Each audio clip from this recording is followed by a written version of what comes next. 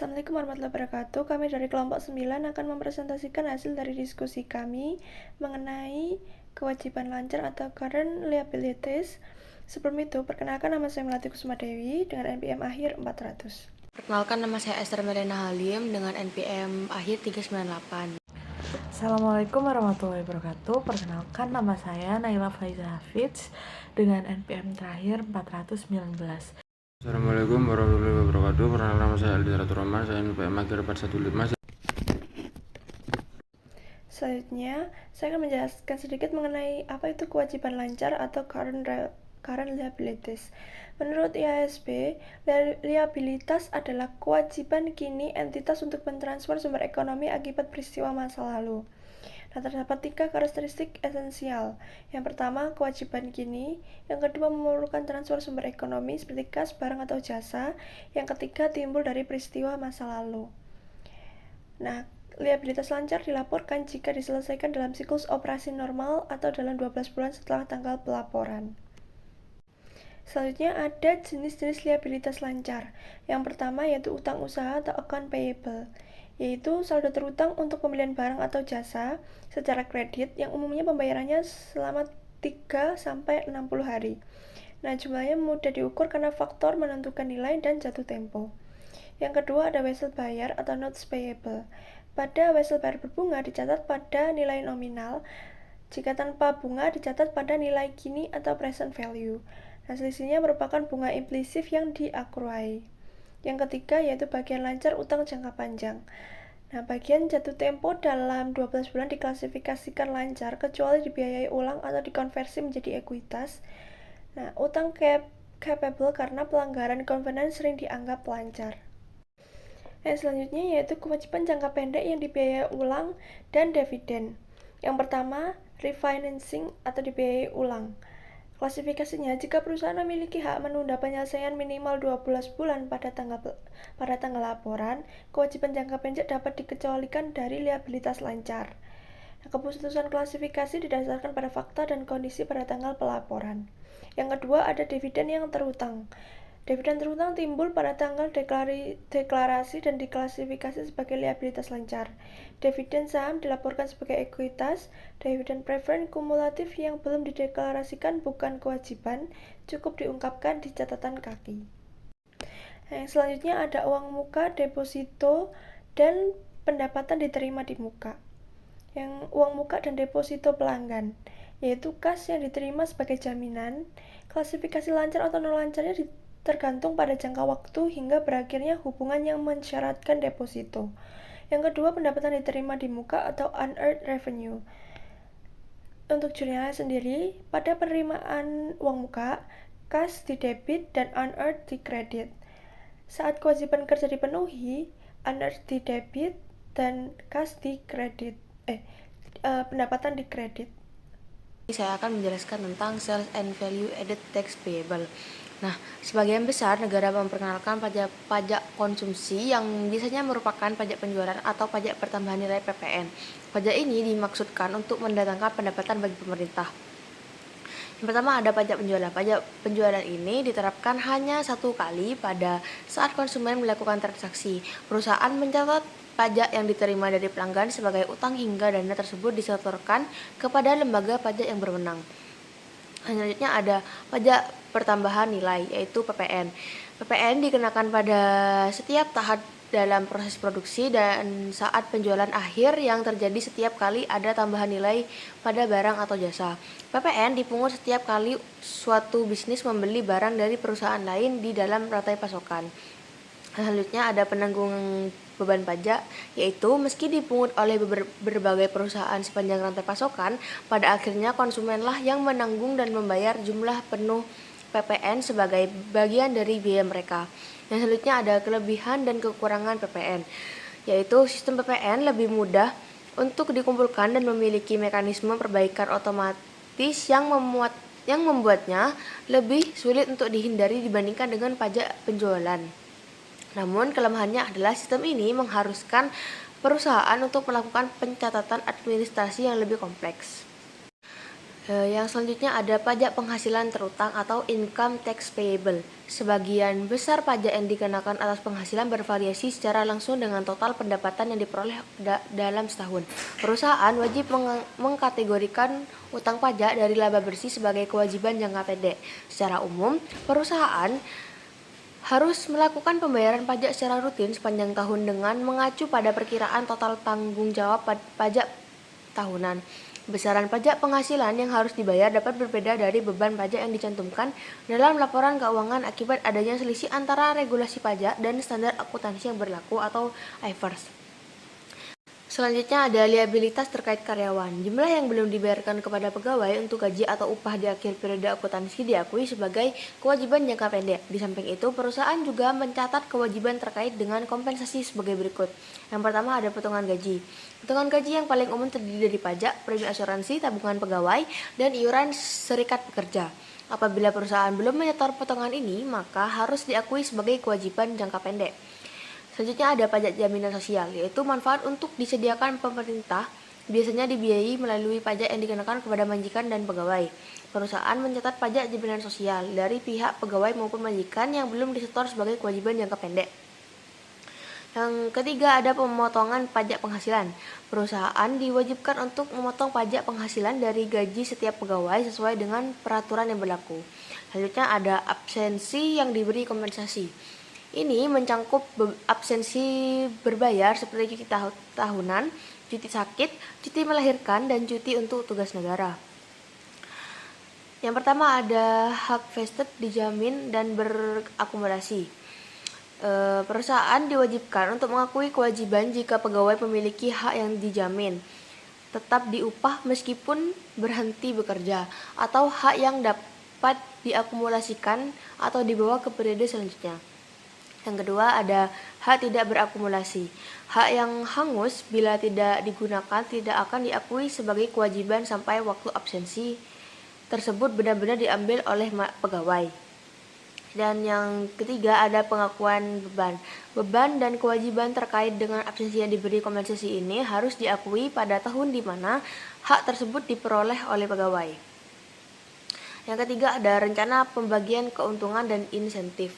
Banyak perusahaan memberikan insentif kepada karyawan di luar gaji utama, di mana jumlahnya seringkali tergantung pada laba tahunan perusahaan. Pembayaran insentif dipandang sebagai tambahan gaji yang oleh karena itu dicatat sebagai beban operasional yang mengurangi laba bersih, bukan sebagai pembagian laba. Kewajiban untuk pembayaran insentif ini umumnya harus dilunasi dalam waktu dekat, sehingga diklasifikasikan sebagai kewajiban jangka pendek di neraca. Prinsip yang serupa juga diterapkan pada beban bermasyarakat lainnya, seperti pembayaran royalti dan sewa yang bergantung pada jumlah pendapatan. Seiring dengan meningkatnya jumlah unit yang dihasilkan, perusahaan mengakui tambahan kewajiban jangka pendek. Saya akan menjelaskan tentang provisions atau provision, di mana provisi adalah kewajiban dengan waktu atau jumlah yang belum pasti atau sering disebut dengan estimate liability atau kewajiban estimasi. Nah, provisi dapat diklasifikasikan sebagai kewajiban lancar atau tidak lancar tergantung waktu pembayarannya. Contoh provisi itu ada kekuatan hukum, garansi produk, restrukturisasi bisnis, terakhir kerusakan lingkungan. Perbedaan provisi dengan utang biasa adalah jadi ketidakpastian mengenai yang pertama waktu pembayaran, kedua jumlah pengeluaran yang harus dibayar. Pengakuan provisi itu ada 3 syarat. Yang pertama, perusahaan mengakui jika ada kewajiban kini akibat atau peristiwa masa lalu. Kedua, kemungkinan besar terjadi harus keluar manfaat ekonomi untuk menyelesaikan kewajiban. Yang ketiga, jumlah kewajiban dapat diestimasi secara andal. Jika salah satu syarat tidak terpenuhi, maka provisi tidak akan diakui, atau kata probable berarti kemungkinan terjadi lebih dari 50%. Contohnya itu ada garansi atau warranty. Satu jasa memberikan garansi produk selama 3 tahun. Berdasarkan pengalaman sebelumnya, mungkin akan ada klaim garansi. Perusahaan harus mengakui provisi garansi karena yang pertama ada kewajiban hukum akibat penjualan produk, kedua kemungkinan terjadi klaim, yang ketiga biaya dapat estimasi. Jadi di sini saya akan membahas mengenai 6 provisi dalam akuntansi. Yang pertama ada provisi lingkungan.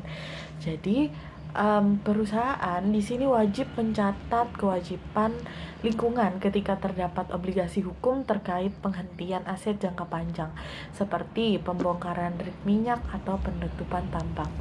Dan provisi ini diukur berdasarkan estimasi terbaik nilai wajar di masa depan, dan kemudian dimasukkan ke dalam nilai aset dan depresiasi sepanjang umur manfaatnya. Yang kedua ada gas rumah kaca. Dalam provisi gas rumah kaca ini terdapat dua pendekatan akuntansi yang digunakan. Yang pertama ada net liability approach, yang dimana hanya mencatat kewajiban jika emisi melebihi izin yang ditetapkan. Dan yang kedua ada government grant approach, yang mencatat aset dan pendapatan ditangguhkan atas izin yang diterima secara gratis. Yang ketiga ada kontrak memberatkan. Selanjutnya, kontrak memberatkan ini diakui sebagai kerugian ketika biaya pemenuhan kontrak melebihi manfaat ekonomi yang akan diterima.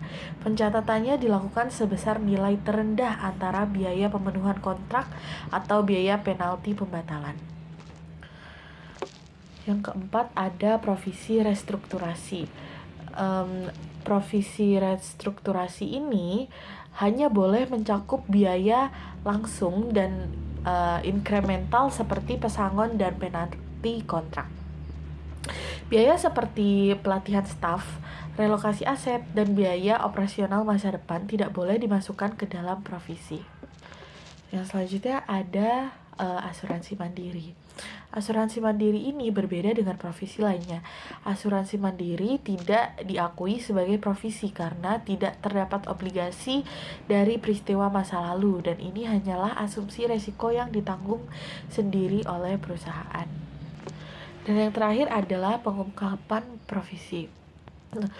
Dalam pengungkapan provisi ini, perusahaan wajib mengungkapkan yang pertama, rekonsiliasi saldo awal hingga akhir, deskripsi provisi, estimasi waktu arus keluar, dan yang terakhir ketidakpastian yang terkait. Yang selanjutnya ada kontingensi. Berdasarkan standar Evers, kontingensi merujuk kepada kewajiban dan aset yang tidak dicatat secara langsung dalam laporan keuangan. Liabilitas kontingensi, yaitu liabilitas ini tidak diakui karena merupakan kemungkinan kewajiban. Kewajiban saat ini yang mungkin tidak membutuhkan pembayaran atau kewajiban yang nilai tak dapat diperkirakan secara tepat. Contoh dari liabilitas ini termasuk kemungkinan kalah dalam proses hukum atau jaminan yang berkaitan dengan ketertagihan utang. Jika probabilitas terjadinya sangat tinggi, sekitar 90%, atau mungkin terjadi sekitar 51-89%, maka harus dicatat sebagai liabilitas atau provisi. Namun jika peluangnya cukup mungkin 5-50%, perusahaan hanya mewajibkan untuk mencantumkan informasi tersebut tanpa mengakuinya sebagai kewajiban. Apabila kemungkinannya sangat kecil atau kurang dari 5%, maka tidak perlu melakukan pengungkapan apapun. Yang kedua ada aset kontingensi. Aset kontingensi merupakan aset yang berpotensi muncul akibat peristiwa sebelumnya, di mana kepastiannya tergantung pada apakah peristiwa di masa depan yang tidak sepenuhnya dapat dikendalikan oleh perusahaan akan terjadi atau tidak. Contohnya termasuk kemungkinan menerima hadiah, pengembalian dana dari sengketa pajak, atau proses hukum yang belum selesai dengan potensi hasil yang menguntungkan. Aturan pelaporan untuk aset kontingensi lebih ketat dibandingkan liabilitas untuk mencegah informasi yang menyesatkan terkait potensi pendapatan. Jika realisasinya hampir pasti, yaitu minimal 90%, baru aset tersebut diakui, bukan dianggap kontingensi. Jika peluangnya mungkin 51-90%, perusahaan hanya perlu memberikan pengungkapan. Dan jika kemungkinan di bawah 50%, tidak ada pengungkapan yang perlu dilakukan. Yang selanjutnya ada penyajian dan analisis.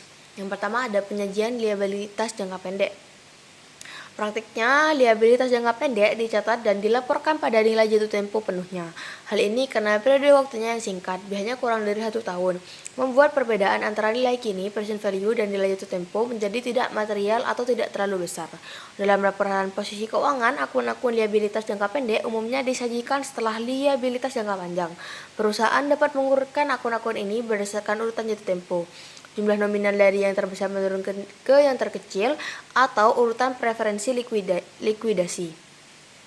Perusahaan harus mengidentifikasi dengan jelas kewajiban yang dijamin beserta aset yang diagunkan sebagai jaminan. Perusahaan tidak boleh melakukan offset antara liabilitas jangka pendek dengan aset yang akan digunakan untuk melunasinya. Yang selanjutnya ada evaluasi liabilitas jangka pendek. Membedakan antara liabilitas jangka pendek dan jangka panjang sangat krusial untuk menilai kemampuan likuiditas sebuah perusahaan, yaitu proyeksi waktu yang diperlukan sebelum liabilitas itu diselesaikan. Para analis biasanya mengandalkan 2 jenis rasio kunci. Yang pertama ada rasio lancar atau current ratio. Dihitung menggunakan rumus aset lancar dibagi dengan liabilitas jangka pendek. Rasio ini sering disebut sebagai rasio ekuitas kerja, yang mungkin memerlukan waktu lama untuk dikonversi menjadi uang tunai. Yang kedua ada rasio uji cepat atau acid test atau quick ratio. Dihitung dengan cara kas ditambah investasi jangka pendek ditambah piutang dibagi dengan liabilitas jangka pendek. Rasio ini menghilangkan persediaan dan beban dibayar di muka dari perhitungannya, sehingga bisa memberi informasi tentang likuiditas yang lebih baik dan tepat untuk kreditor jangka pendek.